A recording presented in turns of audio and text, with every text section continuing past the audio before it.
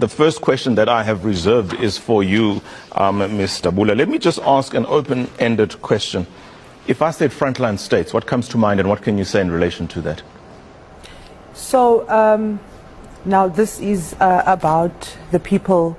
We have this Freedom Charter where Operation Dudula is entrenching the Freedom Charter that says people shall govern.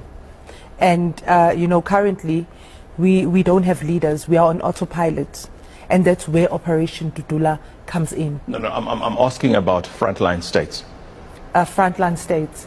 So, so this is about, are you now taking this together with the If I say to you frontline states, from a historical perspective, what comes to mind as we have this conversation?